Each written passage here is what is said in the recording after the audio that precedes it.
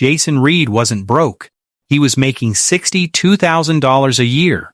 So how did the bank end up taking his car right out of his own driveway? That single morning changed everything.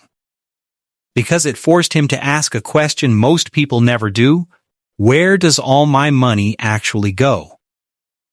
Jason wasn't reckless. No gambling, no secret debt. Just an easy job, a decent paycheck, and somehow, by the 25th of every month, his account sat in double digits. He always figured next month would feel different. It never did. Then came the tow truck. 3 missed payments and his car was gone before he'd even finished his coffee. He stood there in his socks, watching it disappear down the street, and something inside him went quiet. No yelling, no tears. Just one cold thought: I make good money, and I have nothing to show for it. That afternoon, Jason grabbed a plain notebook and wrote down every purchase from the last 3 months. Bank statements, receipts, forgotten charges. 4 hours of writing, and near the bottom of the page, one number stopped him cold. It wasn't the one he expected. It was late-night online shopping. Boxes he barely remembered ordering, most of them still sealed in his closet. But the money wasn't really the story. The reasons were. The coffee wasn't about coffee. It was the one thing standing between him and the silence he didn't want to sit with before work. The subscriptions weren't really wanted, just easier than canceling. And the late-night orders showed up on the exact nights he'd had the worst days at the office, like his thumb was trying to fix a bad mood with a checkout button. Small purchases weren't dangerous because they were expensive. They were dangerous because he'd stopped noticing them. So Jason made one decision: not forever, just 90 days.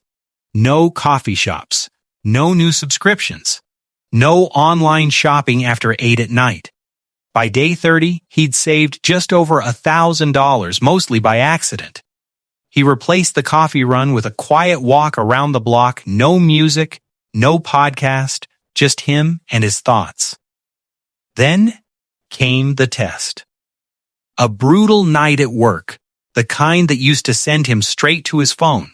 He opened the shopping app anyway, filled a cart with $180 of things he didn't need, and sat there, thumb hovering over the checkout button. He closed the app instead. It wasn't dramatic. Nobody saw it. But it was the first time he'd caught the habit in the act and won.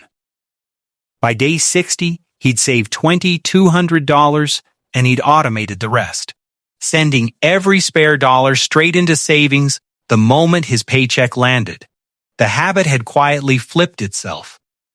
If you're enjoying Jason's story, subscribe, because the next few months are where things really changed. That's when his coworker Priya noticed the change in him. When he told her the story, she said one thing that rewired how he saw money completely: most people don't go broke from one bad decision. They go broke from 100 small ones they never track. Jason thought cutting his spending would be the hardest part. He was wrong. The hardest part was staying honest once the momentum faded, and by month 6, he'd crossed $7,000, enough to finally pay off what was left on the car. The same car that had once exposed everything wrong with his finances now belonged to him, free and clear. By month 9, the number read 11,000, and for the first time, the amount he'd saved was bigger than the payment he'd once missed. At the end of the year, Jason opened his savings account. He stared at the screen for several seconds before it registered. $15,240. Not from a raise, not from luck. From coffee he didn't buy, subscriptions he canceled, and a checkout button he learned to walk away from. Jason didn't throw a party. He didn't post about it online. He just sat there in the quiet of his apartment, feeling something he hadn't felt in years. For the first time, he wasn't wondering where his money had gone. He could finally see what it had built. This story is a work of fiction. Any resemblance to real people is purely coincidental.